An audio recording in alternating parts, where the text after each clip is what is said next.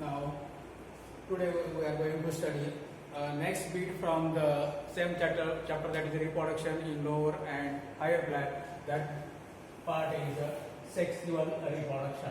That part is sexual reproduction. What is meant by sexual reproduction? When reproduction takes place with formation and fusion of sex gamete is known as sexual reproduction. Now, sexual reproduction takes place in lower as well as in higher organism. But here we are going to study sexual reproduction in higher plant. Now, in higher plant, sexual reproduction takes place by formation of by production of flower. Flower is a reproductive part of the plant. Then question arises, what is meant by flower? Flower is a reproductive part of the plant. Our flower may be defined as highly modified and condensed food specially designed for sexual reproduction. This is the definition of a flower. Then flower consisting of different parts. Suppose this one is a flower with a stalk. A stalk of the flower is known as a pedicel. Stalk of flower is known as a pedicel. This is expanded tip of the pedicel. That expanded tip of the pedicel is known as a thalamus. Of the thalamus, there is the presence of four nodes. From each node, whorls are produced. That whorls are known as a floral whorls. Now, the flower produces four floral whorls. Flower produces four floral whorls. Four floral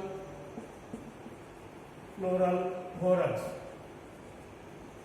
Four floral whorls. These are, first one is a calyx, a corolla, androecium, and gynoecium.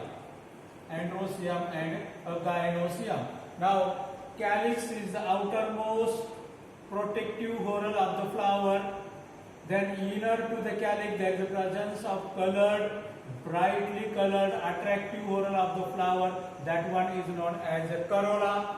Thus, this one is a calyx, outermost green whorl of the flower. This one is a corolla, which lies inner to the calyx.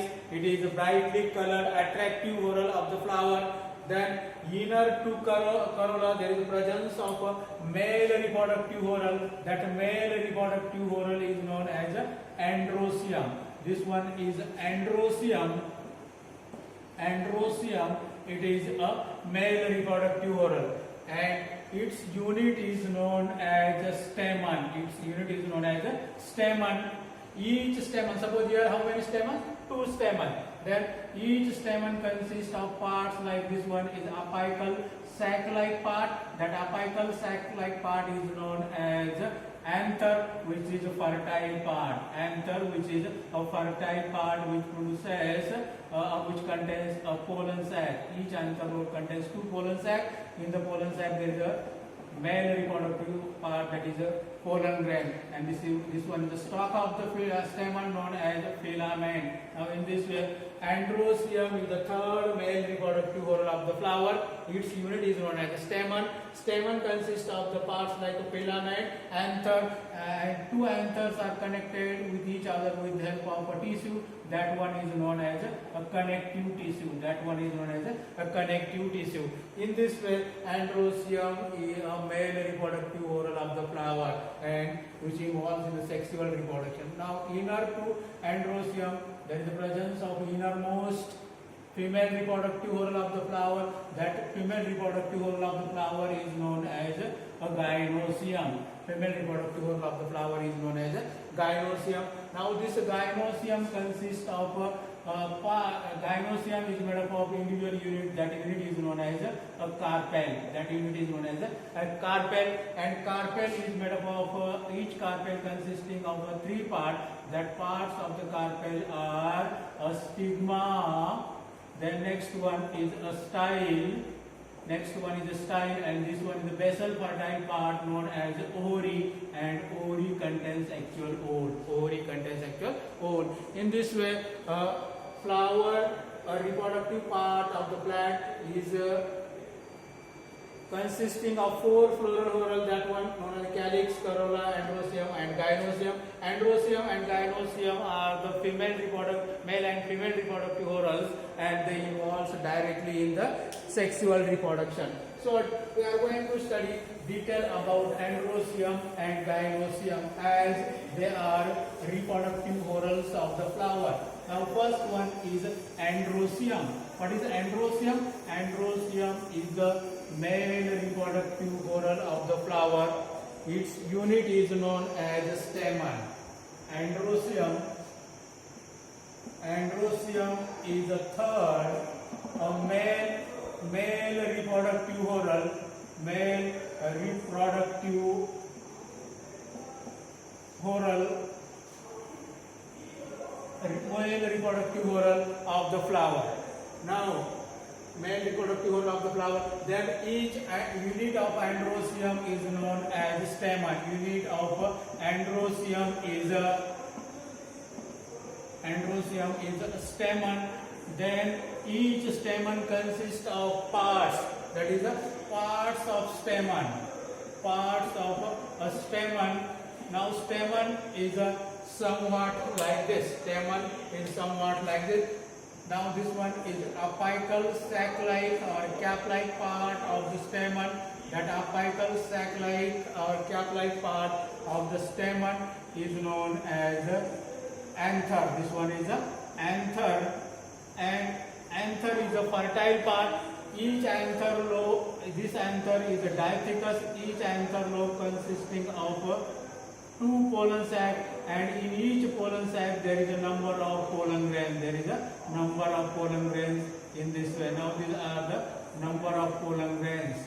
Now this anther is known as diathecous anther, as it is made up of 2 anther lobes, and each anther lobe consisting of how many pollen sacs? 2 pollen sacs. Thus, in this diathecous anther, this anther is a diathecous anther, and in this diathecous anther there are 4 pollen sacs. Now 4 pollen sacs. Now 1, 2, 3, 4 are the pollen sacs. Here 4 pollen sacs in a diathecous anther, and each pollen sac contains number of pollen grains as a male reproductive organ. Then next one is that anther may be a monothecous. Now it may be consisting of only one anther lobe, in this way. And as anther lobe is only one, in this anther lobe there is a 2 pollen sac. Now this one is known as monothecous anther, and in monothecous anther 2 pollen sacs are produced. Now this anther, diathecous anther, is with 4 pollen sacs, and monothecous anther is with 2 pollen sacs.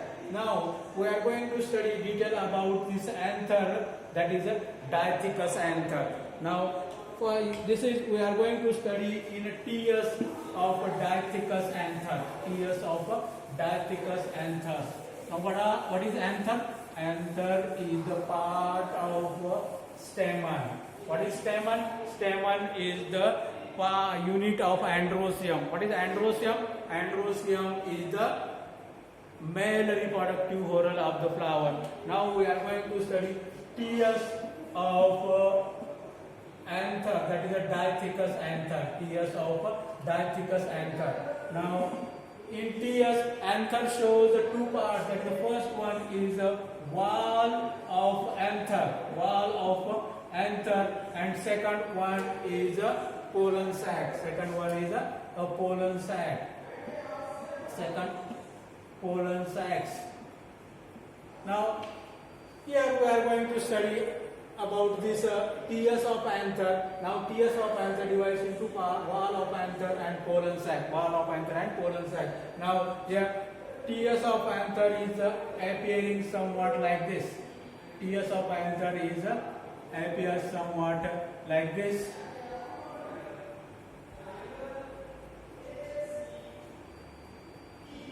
This one is a outgrowth of tiers of anther. Now this one is one anther lobe and this one is second anther lobe. Now in this anther lobe, in each anther lobe, two pollen sac. Now this is one pollen sac. This one is a second pollen sac. This one is a third pollen sac, and this one is a fourth pollen sac. In this way, in a Dithecus anther, 4 pollen sacs are found. Now we are going to study tiers of anther in detail. First one is wall of anther. Wall of anther is made up of 3 layers. That layers are known as, first one is epidermis. Then next one is endothecium. Next one is endothecium. Then next one is a middle layer,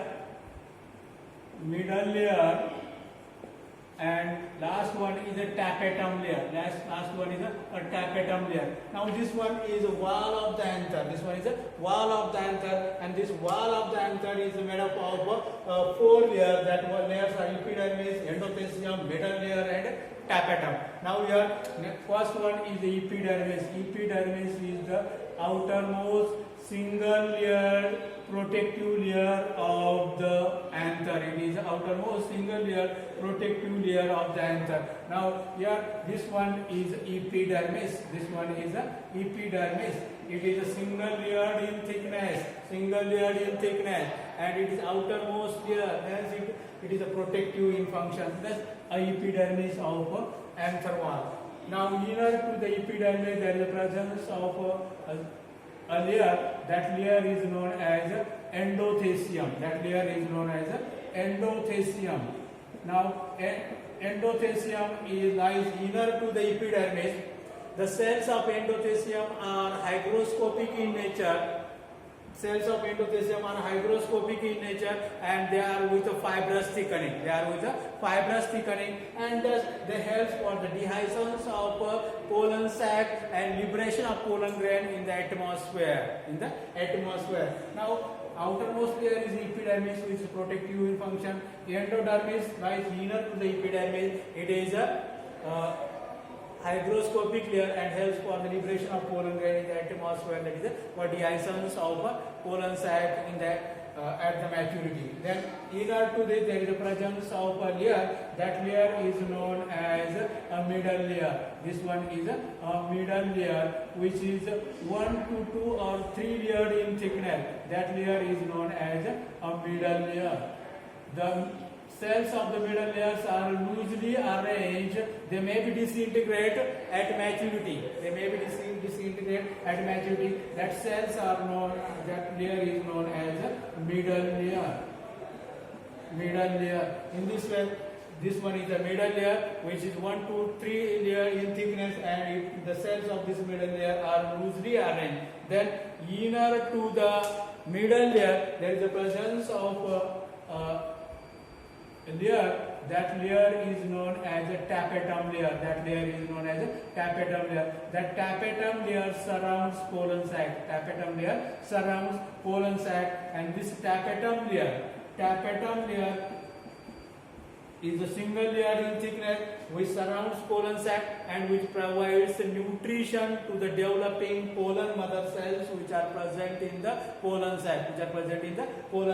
Now, but all these layers together, that epidermis, endothecium, middle layer, and tapetum forms wall of anther. That is the anther wall or wall of anther, which is the 4 layer. That is the epidermis, endothecium, middle layer, and tapetum.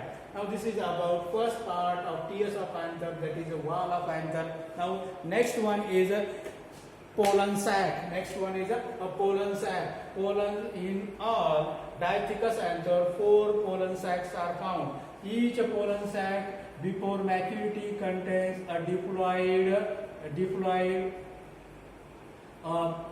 pollen mother cell. Now these are the diploid pollen mother cells which are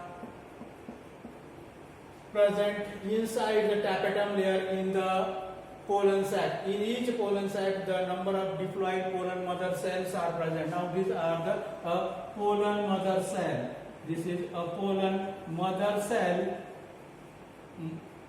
Pollen mother cell. Now these pollen mother cells are diploid. Pollen mother cells are diploid, and this pollen mother cells undergoes a division, that is a reductional division known as meiosis, and it produces a haploid pollen grain. It produces a haploid pollen grains.